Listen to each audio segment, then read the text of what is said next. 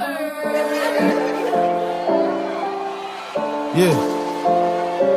they ain't gonna like it. They ain't gonna like it. I be getting to the money. Everybody mad. Think I'm getting too much money. Everybody mad. Same old nigga from the... Hello guys, now that I got you on commercial break, let's talk about ways you can support XL Tribe. As many of y'all know, this shit ain't cheap. And it's a lot of motivation to keep pushing in areas that you're looking to become financially stable in without there being some coins. So there's a lot of different ways you can support the brand because everybody has different touch points, things that matter to them. September is the month we're getting back to the magazine. So a magazine is the way you can support. Our magazines are really inexpensive. They're $2.99. I feel like that's the one of the entry points. Another one is a company we partner with called Patreon, where you can donate literally directly to the podcast on our Patreon page, which we will make. I'll make sure it's available in all of the podcast episodes. You can book a photo shoot. You can build a website. We do e-commerce and blogs. Another way you can support is, like I said, photo shoots. We do family shoots, weddings, portraits, maternity shoots. They get done, basically. Those are basically the ways you can support the brand as a whole. Now, there's other more niche things. Like, for example, last year I launched a way that I can style you. Because I know a lot of time shit is expensive. And so I teach you how to get clothes at places like Target and Sears for the low. Welcome, guys, to another episode of the XL Tribesmen podcast. Today, we're going to talk about a few different things. First, I'm going to start with inspiration. Because when inspiration strikes, sometimes you just got to pick up the microphone and go for it. So today is that day. I was watching my buddy here,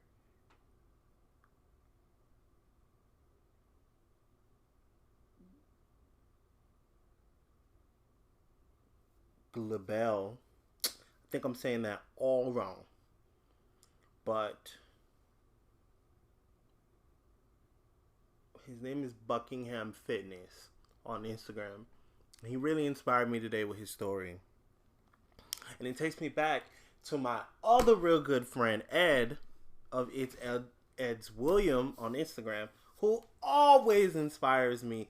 Feel like I'm not telling my story good enough. And today, you mastered that, Mr.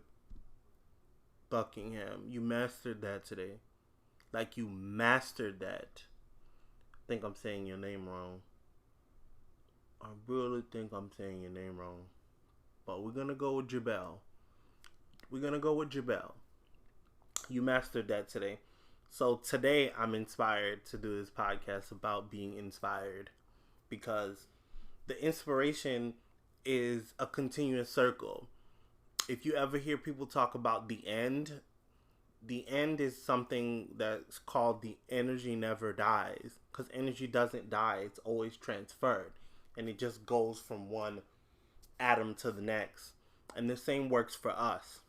We continuously need to be inspired to continue to produce great work. That's why it's important to surround yourself both digitally and in real life with people that continuously inspire you.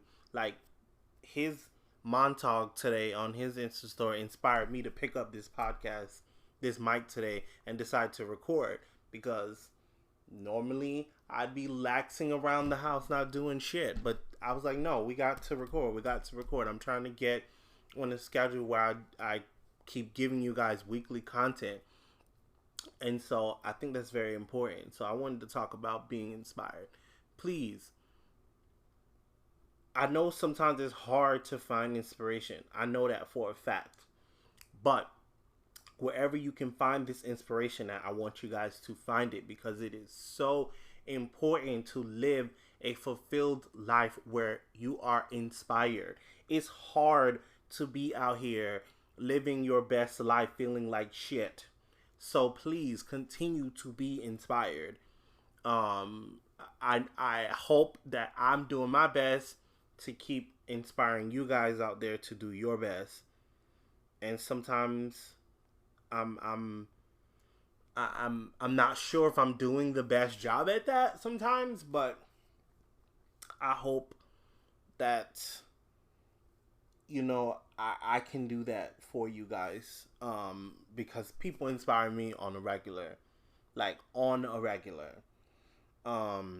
So now we're going to dive into the topic that I actually wanted to talk about, because this is a milestone for me.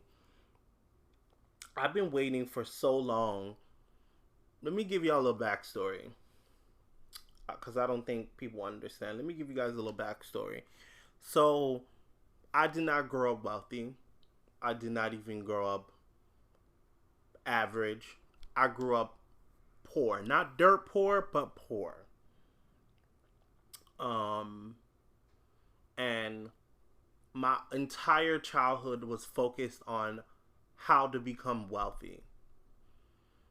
And everything I did in life in my early 20s revolved around chasing the dollar.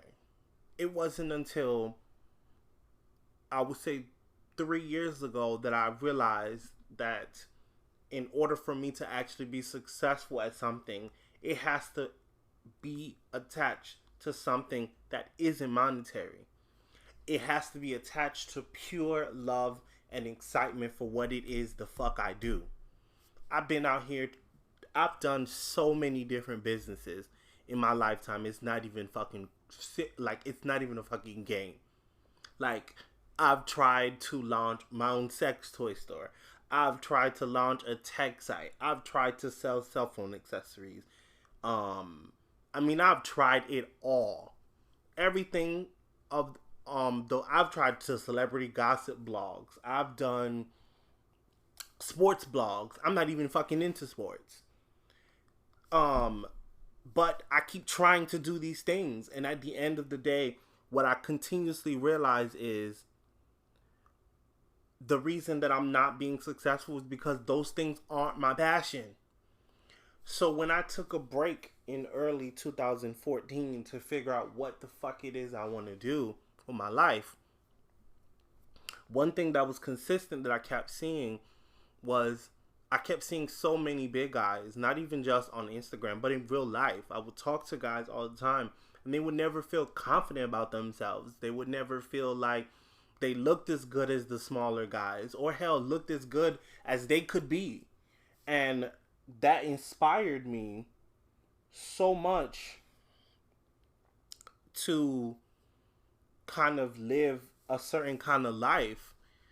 And the more I dug into that, the more I realized that the reason that I feel that women are excelling in life, if you've been doing your research, you'll know that women are the number one producers of small business in America as of 2018. You know why that is? Because they empower themselves to grow themselves.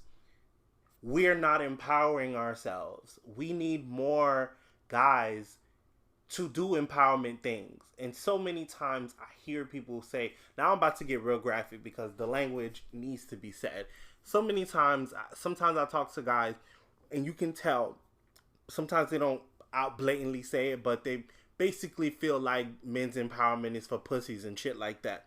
And I really want you guys out there to know that there is absolutely nothing pussy about another man inspiring another man to live his best life. Not a damn thing. As a matter of fact, that man is helping you be a better husband, a better father, a better son, a better uncle, a better nephew. Okay? Those things are making you better. So you can go home to these people of your life. If you are heterosexual, you going home to these people and making them better because you're better. Because you're the head of the household. So if your mind ain't right, then how's the household being led?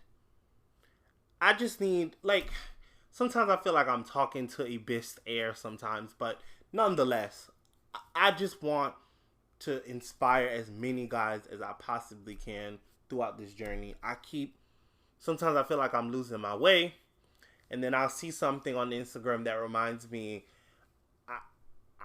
what I'm doing is important. I need to continue doing, and that part really kind of gets me going. But so I want to jump into the newest thing that I've been doing lately, which is me. I decided that I was tired of waiting for brands to give me a break, because basically what I've attempted to do is to try to build an empire from the different aspect of things that, you know, comes with blogging, like brand partnerships. And I wanted to use that money to build an empire so I can then pay other freelance models and kind of build a circle of revenue that way. And I felt like it's taking too long. And we're at the 3.5 year mark now. And I'm sorry, 2.5 year mark, sorry. And I feel like it's taking me too long. Now, I do understand that I'm rushing the process, but the reason I feel that way is because I feel like I've been at this entrepreneur shit for too fucking long to still be here. So in my room about 2 or 3 days ago, I kept thinking to myself, if I want a clothing line in 2019, I have to start planning now. I'm tired of waiting for brands to get it right. I'm gonna do it. I just want to do it right, and that takes funds. Funds I don't have at this very moment, but funds I intend to get. And one story that inspired me is the woman who owns Spanx. For her to run $1 billion corporation and she owns 100% of it really inspires me. So I was in my room and I was like, I need another stream of revenue. And then it hit me. Bam. I was on Instagram. I go to Ed Williams' page. He tells a phenomenal story about how eBay told him to sell. Basically, he wanted to sell his new mic to make extra money in between gigs or whatever. And so eBay told him to sell his mic for $90-something. And he said, eBay don't know nothing. He basically told a dope-ass story about the history of the mic, why he bought it, what it was intended for, and why he's selling it now. And he was able to sell that microphone for $307 when eBay told him that he was only going to get $97 for it. You know what that taught me? Telling your story is where the valuable part lies. We don't buy from companies. We buy stories. We buy things that connect to us. We don't spend a mortgage, as Ed would say, on iPhones. We spend what we believe is going to be the best product for us. And that's why we do what we do. So I decided right then and there, I have an entire concept of how I can get the funds to do this. Then I thought of Nasty Girl or Nasty Gal. How she started, basically buying things from the thrift store, selling them on eBay. That's when the thought hit me. I can do the exact same thing. I literally have a closet full of clothes that I have not worn that will be perfectly acceptable in someone else's closet who doesn't have access to spend the kind of money that I could spend on clothes. That I can sell to, and they could be walking around here with fly ass clothes, boosting their confidence and getting themselves to the places they want to get themselves in life in, because they finally feel good about how they look when they present themselves to the world. That's when it hit me. I got a business in my closet. So guys, I started a business right in my closet.